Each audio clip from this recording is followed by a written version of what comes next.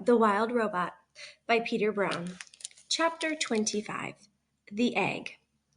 As Roz stood in the rain staring down at those poor, lifeless geese, her sensitive ears detected a faint peeping sound coming from somewhere nearby. She followed the peeps over to a clump of wet leaves on the ground, and when she peeled back the leaves, she discovered a single, perfect goose egg sunk in the mud.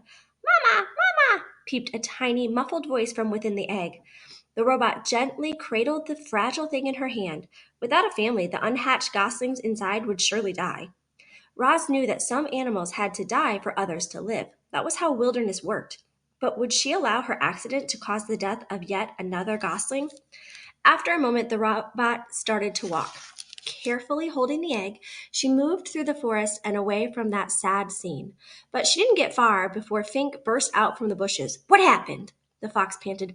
The whole forest was shaking. There was an accident, said the robot. I was climbing those cliffs when the rocks started to fall. You should be more careful, said Fink as he checked out the robot's new scrapes and dents. I'll need your help if I ever have more porcupine trouble. I will be careful. What do you have there? Said Fink, looking up at Roz's hands. A goose egg. Oh, I love eggs. Can I eat it? No. Please? No. Why do you want it? The fox scowled. I thought you didn't eat food. You may not have this egg, Fink. The fox sighed. He scratched his chin, and then he started sniffing the breeze. His nose had found the scent of the dead geese. You can keep your egg, he said as he trotted towards the cliffs. I smell something better. The robot walked on through the misty forest for a long time until she was standing beneath a sprawling oak tree. Roz placed the egg on a pad of moss. Then she snatched grass and twigs from the ground and delicately wove them together to make a little nest. She placed the egg inside the nest, placed the nest on the flat shoulder, and climbed up into the branches.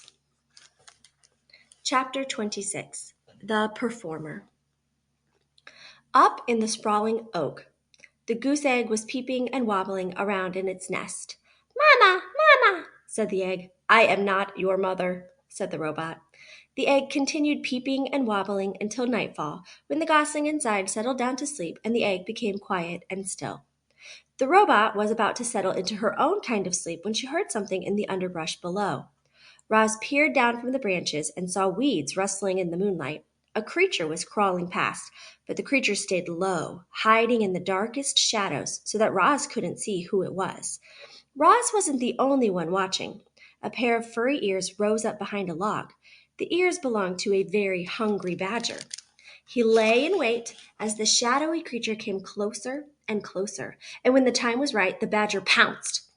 You might expect a creature under attack to run for her life or to defend herself, or to, at the very least, scream. But when the badger pounced, this creature just rolled on her back, stuck out her tongue, and died. Not only was she dead, she was rotten. And the badger's face twisted with disgust. Blech! What a stench! He pawed at the stinky corpse a few times and then gave up. Nope, thanks. He grumbled to himself, I'd rather eat beetles. And the badger hurried off to find a less disgusting meal. Had that mysterious creature been frightened to death? And how could her body possibly rot so quickly? Roz was confused. And the robot became considerably more confused an hour later when the dead creature's ears began to flicker. Her nose began to twitch, and she rolled onto her feet and went on her way as if nothing had happened.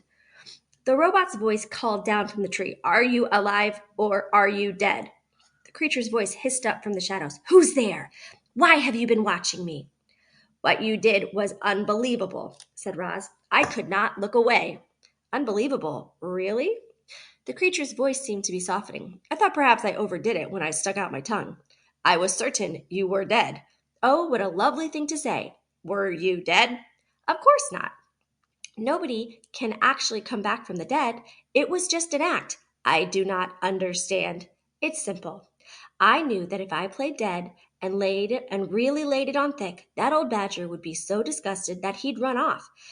And that is exactly what happened. We opossums are natural performers, you know. So, you are an opossum? Roz's computer brain quickly retrieved any information it had on opossums. You are a marsupial and are nocturnal and are known for mimicking the appearance and smell of dead animals when threatened. It's true. Death scenes are my specialty.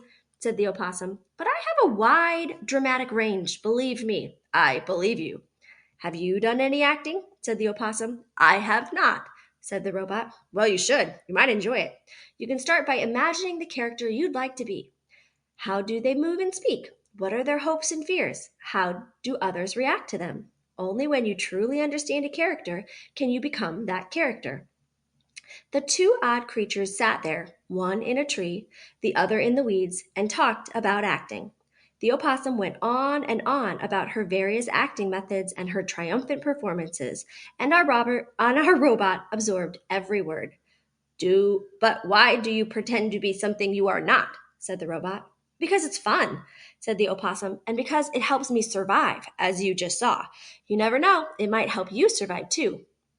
Soon, the robot's computer brain was humming with activity. Performing could be a survival strategy. If the opossum could pretend to be dead, the robot could pretend to be alive.